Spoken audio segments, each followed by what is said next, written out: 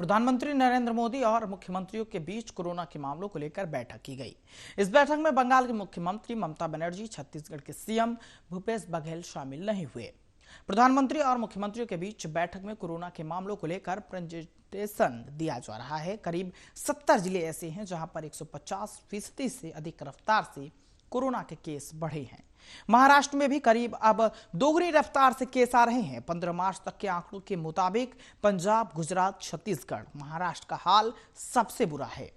मध्य प्रदेश, राजस्थान, गुजरात और महाराष्ट्र ऐसे राज्य हैं जहां पर वैक्सीनेशन सही तरीके से हुआ है। प्रधानमंत्री नरेंद्र मोदी ने अपने संबोधन में कहा कि जनता को पैनिक मोड में नहीं लाना चाहिए, भय का माहौल नहीं बनाना है।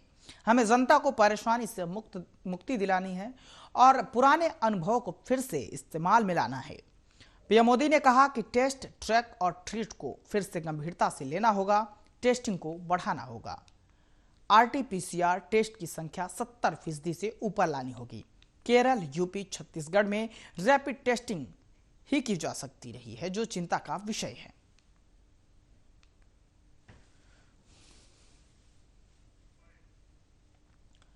कांग्रेस ने असम, केरल, तमिलनाडु और पुडुचेरी विधानसभा चुनाव के लिए आपको बता दें कि कई उम्मीदवारों की घोषणा की। इनमें असम के लिए 21, पुडुचेरी के लिए 14 उम्मीदवार, केरल के लिए 6 और तमिलनाडु के लिए 4 प्रत्याशी शामिल हैं। कांग्रेस असम के लिए अब तक 92 उम्मीदवार घोषित कर चुकी है। असम में कांग्रेस नित महागठबंधन में AIUDF, VPF, माकपा, भाकपा और आंचलिक गढ़ मोर्चा शामिल हैं। प्रदेश की 126 सदस्यीय विधानसभा सीटों के लिए 3 चरणों में 27 मार्च, 1 और 6 अप्रैल को मतदान होगा।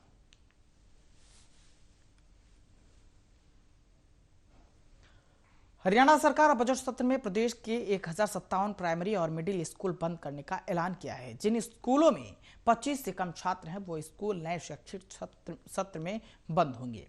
प्रदेश में ऐसे 743 प्राइमरी स्कूल हैं जहां 25 से कम छात्र हैं।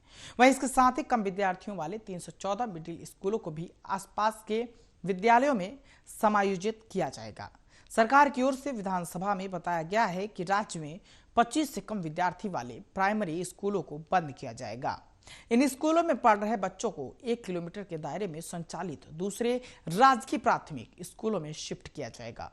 इसके साथ ही इन स्कूलों में तैनात 1304 JBT शिक्षकों को दूसरे स्कूल में स्थानांतरित किया जाएगा।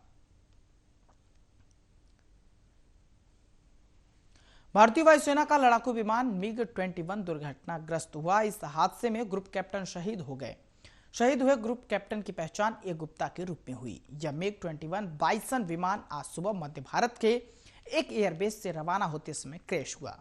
भारतीय वायुसेना की ओर से इस फाइटर जेट के क्रैश होने की पुष्टि की गई। साथ ही बताया गया कि इस दुर्घटनाग्रस्त की जांच के आदेश दिए गए हैं। हालांकि मध्य भारत में यह विमान कहां क्रैश हुआ, इसकी जानकारी अभी सामने नहीं आई है।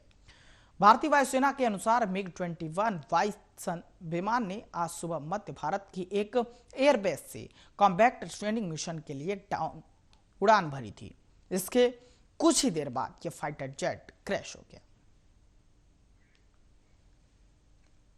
मुंबई पुलिस के कमिश्नर परमवीर सिंह को हटा दिया गया है। उन्हें होमगार्ड विभाग में भेजा गया है। उनकी जगह हेमंत नगराले को मुंबई पुलिस का कमिश्नर नियुक्त किया गया है। महाराष्ट्र के गृह मंत्री अनिल देशमुख ने ट्वीट कर इसकी जानकारी दी। उन्होंने मराठी में किए गए ट्वीट में कहा है कि सरकार का बड़ा फैसला, हेमंत नगराले नए मुंबई पुलिस आयुक्त होंगे। रजनीश श्रेष्ठ को महाराष्ट्र पुलिस के DGP का अतिरिक्त प्रभार दिया गया है।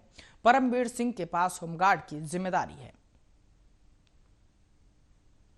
केंद्र सरकार और दिल्ली सरकार के बीच तकरार एक बार फिर बढ़ रही है। केंद्र द्वारा संसद में NCT एक्ट से जुड़ा एक संशोधित बिल पेश किया गया, जो कि उपराज्यपालों को मिलने वाले अधिकार को बढ़ाता है। ऐसे में अब आम आदमी पार्टी इस मसले पर विरोध तेज कर रही है। पार्टी द्वारा आयोजित धरने में शामिल होने के लिए सीएम अरविंद केजरीवाल जंतर मंतर पहुंचे। यहां उन्होंने मंच से केंद्र सरकार पर निशाना साधा। सीएम ने कहा कि केंद्र में इस बिल से दिल्ली के लोग दुखी हैं। जंतर मंतर और सीएम केजरीवाल ने कहा कि आगे अगर LG की सरकार है तो दिल्ली में चुनाव का क्या मतलब। दिल्ली में बीजेपी ने सरकार गिराने की कोशिश की। ये लोग देश में सरकार गिराने के लिए जाने जाते हैं।